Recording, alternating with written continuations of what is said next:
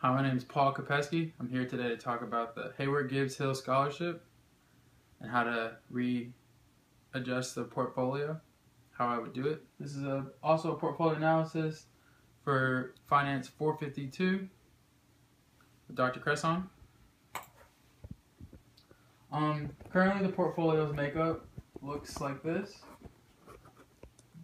You have all of these companies along with their symbols, the number of shares, and a market value that was created by me. I used the date of January 26, 2015. I use this date because I'm using data from January 2010 to 2015, so I felt it was fair to use the last date of my data as like the most current. I calculate my market value by multiplying the number of shares times the current stock price. From there, I calculated a weight by using the value of that market to the total value of all of 9,920 shares. You can see the weights to the right. This is a correlation matrix to show you how diversified this portfolio is as a whole. You can see that none of them are perfectly correlated, which is a good thing. You don't want things in certain industries to go bad or to go good, and you don't want all of them to be affected by one type of event. So the correlation, I would say, is really, really good. You don't see any companies that just stick out that are perfectly correlated or perfectly negatively correlated. So you can see that the average is around 4 to 5, 0.4, 0.5, and I would say it looks pretty good. As for the efficient frontier, you can see I also put a trend line to show the trend of the data, how it, the average. I created a return and risk based off of the price changes from January 2010 to January 2015, so over 5 years. These are the returns that I calculated for each company. As you can see, and at the end you can see that there's an average for the portfolio. The portfolio's average was 0.3% with a risk of 1.8%. There's a legend to the right where you can see that the portfolio is this green dot here, which is along the current efficient frontier for all of this data, and then these are all the stocks. As you can see, the efficient frontier is here. This is where you want to be. But the trend line of the data is showing you an average.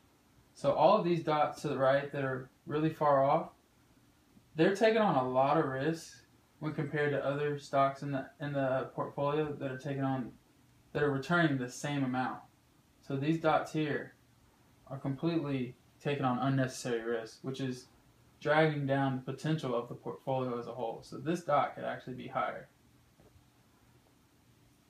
So what I think we should do for this scholarship and for this fund is that we should eliminate all the shares that are in these cancerous stocks. So how will we eliminate? I would change, you can see to the left are the current stocks. So IBM, I would take their share value and put it all into the 3M company.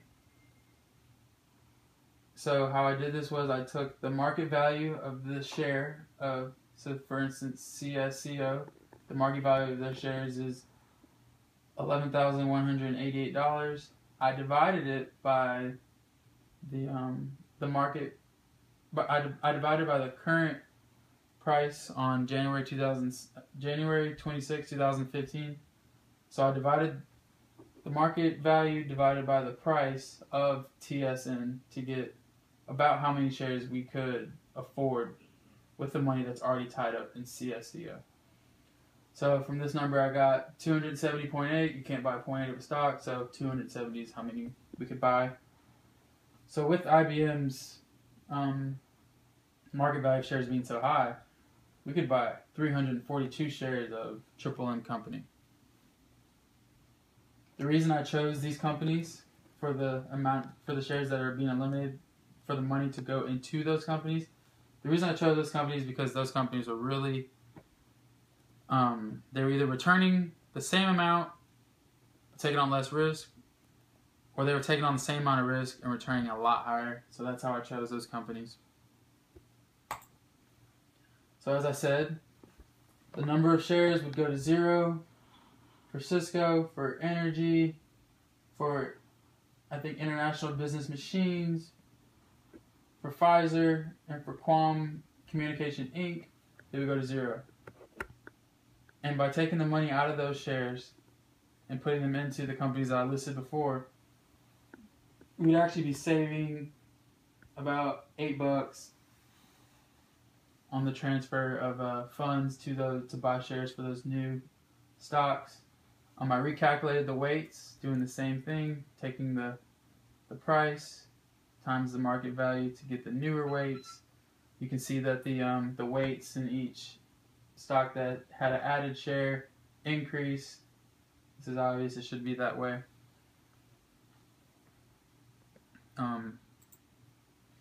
So I created a new graph. This is my new efficient frontier. And it contains the original portfolio, which is blue, with the new portfolio. So you can see it taking on a little tiny bit more risk, but the return is very visible. You can see that it's higher. So just by eliminating the stocks that were here, here, here, and here, you can see that the portfolio increased. And now our trend line is still the same, but all our stocks are closer to the efficient frontier. And you can keep doing this. You keep eliminating the weights, or lessening the weights, or eliminating the stocks completely that are dragging the portfolio as a whole down. I also did a little bit of research, and I was going to add 2 companies. I would add Walmart, and I would add Ulta. You can see that Ulta would be someone who's as an investor, their preference would be risk-seeking. That's who I'd pick for Ulta, considering that they're taking on a lot of risk for a lot of return, but they're still along that efficient frontier line. And Walmart would be your typical same amount of risk, same amount of return company. You can see that they fit in well with the rest of the companies that are already in the pack. So in conclusion, there are stocks whose shares should carry less weight or be eliminated completely because they are dragging down the portfolio as a whole. By moving to stocks that are closer to the efficient frontier line, we can see a raise in the overall risk and return relationship of the portfolio. So as a whole, I feel that you can eliminate shares or decrease the weight in shares who are holding you down at the moment. I know this is all historical data, but over the past 5 years, you can tell which companies are dragging down the portfolio and which companies are not. So I feel it would be a very intelligent move to shy away from these companies. Thank you.